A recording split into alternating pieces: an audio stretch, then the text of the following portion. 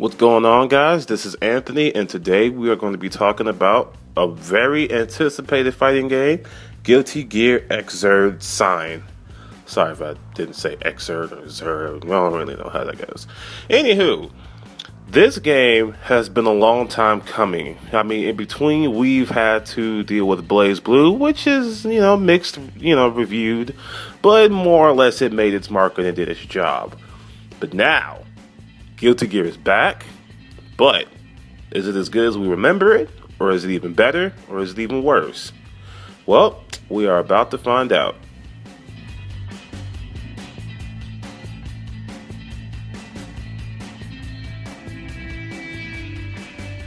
Alright, so let's cover the story. Not all of it, because that's just way too much to talk about. With the backyard and Edmund and blah, blah, blah. So we're just going to talk about this game's particular story and how it's told. So Ramlethal, she declares war on the world, and everybody goes into a frenzy like, oh no, she's declaring war on the world, and then they find out that it's really just a ploy so that the Conclave can summon the Cradle and start taking over the world through a bunch of convoluted means, and so on and so forth. There's a lot to the story, and at first it seems very overwhelming because it starts throwing terms at you, and you're like, what is this? What is that? But through the 6-hour campaign that you watch, you get to understand everything. It explains itself nicely, and you come away from it feeling, okay, I think I got a good conclusion from it. Now, if you heard me right, you watch the story. It's not like any other fighting game where you play through it. No, none of that. It's a lot of... There's some animated sequences, but it's mostly a lot of text talk, a lot of reading or listening if you have it in English. And that's the story. And that goes on for 6 hours. And while that may sound boring when you watch it, however, and when you listen, it's actually pretty good. A lot of the interactions between characters are just as you'd expect, especially when you have... My favorite interactions, of course, were Sin, Soul, and Kai. The hands down, I love those guys together. And as you go on, you get to see all the other characters and where they fall in line in the story, whether they have minor roles or major ones. And it tells itself pretty well. It's like an entertaining movie. Okay, there you go. Story mode is one 6-hour long movie that I personally enjoyed. Others who want to just get into the action, they may not. But I really think it's definitely worth the effort to watch it. In that dull gray world, the first thing I'll do is rip off souls.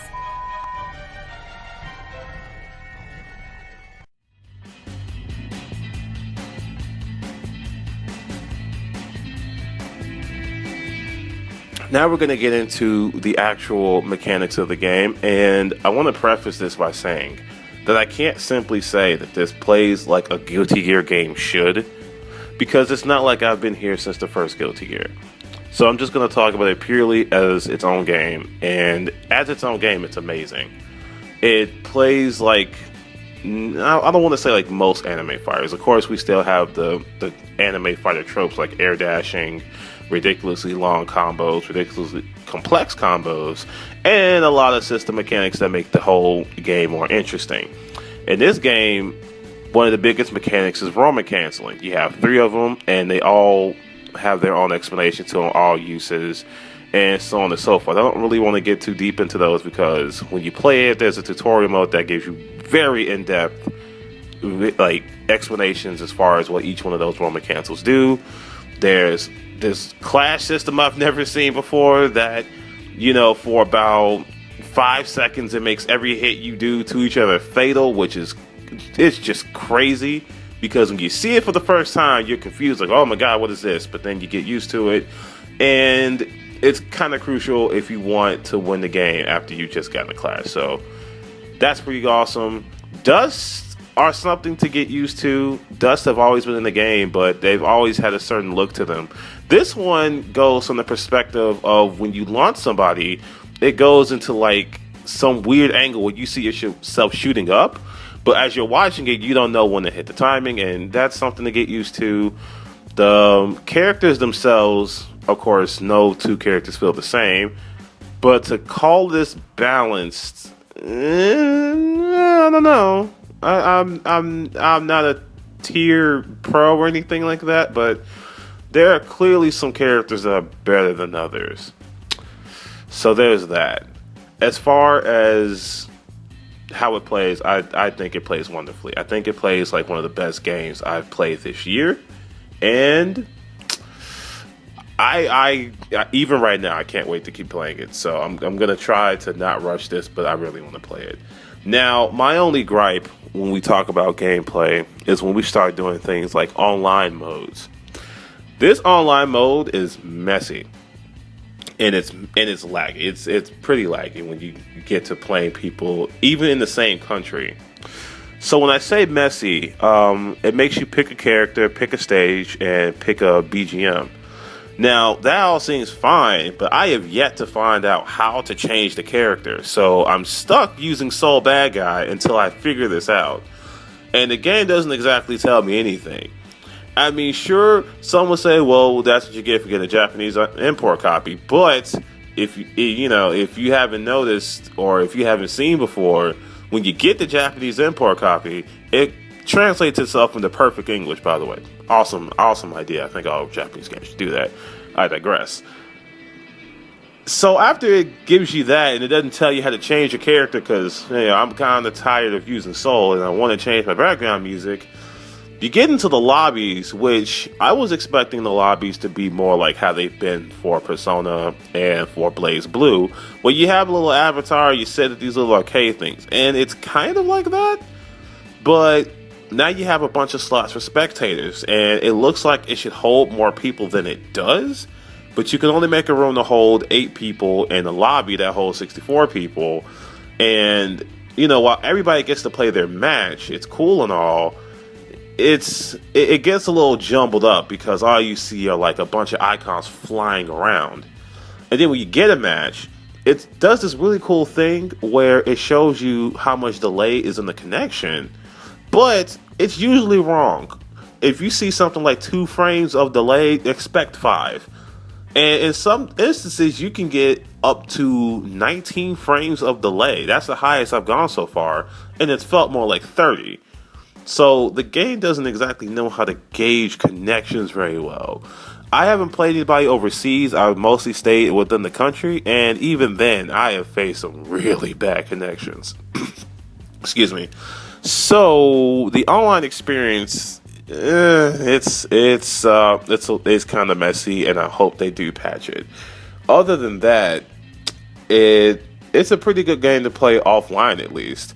And it does a very good job explaining itself, and it does a good job priming players to start doing things like combos with whoever character they choose. So, yeah, that is the experience off and online.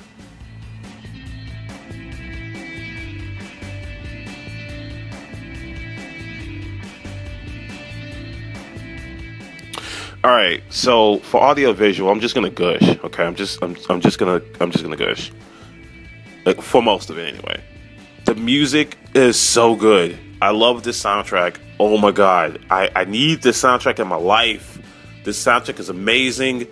Oh my god, and the stages, the stages. These are some of the best fighting game stages I've ever seen in my life. The character models, they're all so good and. They don't even look like they're like, I don't know. It's like you're playing a real life anime or something. Sometimes oh my god, it's such a beautiful looking game. And as a person who has played both the PS4 version and the PS3 version, the differences between them are minor unless you have one of those eagle eyes that's like, I see graphic smears or whatever. They both look beautiful.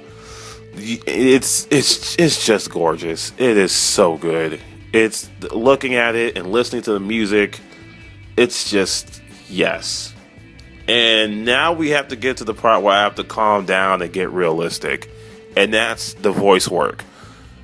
Because if you don't know, this is the first English voice acted Guilty Gear. And for the most part, it's okay. Some roles I feel like could have been filled by better people. But there are some characters that I just cannot stand hearing. And that's a big thing, since this is one of those games where whatever the character says for one motion, they're going to keep saying it every time you do that motion. And that can get annoying. Like with Soul, he's hit and miss for me. But Elfette, however you say her name, her voice is god awful.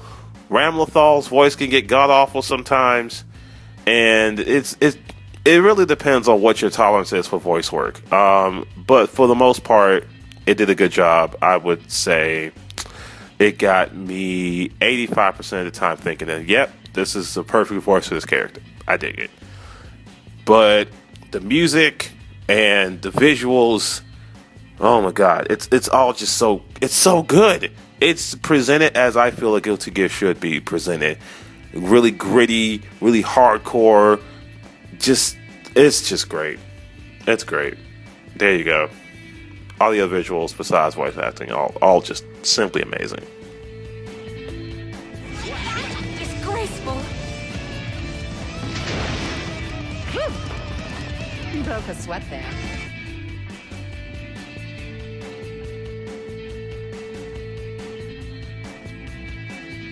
So to wrap up this review, Guilty Gear Xrd is definitely a great addition to any fighting game collection, but if you are a hardcore Guilty Gear fan, this game did not disappoint in the slightest. The offline experience is probably the best experience you're going to have for a while until they do something with the online. And for newcomers, this game has got you. It does a wonderful job explaining itself in the tutorial mode. It gives you pretty good combos to start off with in mission mode. No, not mission mode, I'm sorry. Challenge mode. And it gives you a lot to do. The offline experience in this game is pretty great. I am a fan of it. Especially since a lot of fighting games never really, I guess, focus a lot on the offline experience. And that's okay, because a lot of fighting games, are going online. And this game's online experience is pretty bad. I love playing online with people, but not on this game. The game looks and sounds gorgeous. I don't need to keep saying that, but I'm going to keep saying it. It looks gorgeous. It sounds amazing. It's just great. And if you are a person who's a stickler for voice acting like me, you might want to turn it to Japanese, just because some of this English voice work is a little silly. It's a little too much, and it can get really annoying really fast. With all that considered, I am going to give Guilty Gear Xrd a solid A, because the online experience is really my only gripe, and I'm not going to hold that too hard against it. I mean, yeah, it's a pretty bad online experience sometimes, but sometimes you get some really good matches online. I just think it needs to be polished more. The offline experience is so good that I'm willing to give the online experience a bit of a pass. So, that said, stop at this point and just go get your copy. Go do it now. Right now. Go get this copy of this game because you need it. You need it. You need it. Alright. Later.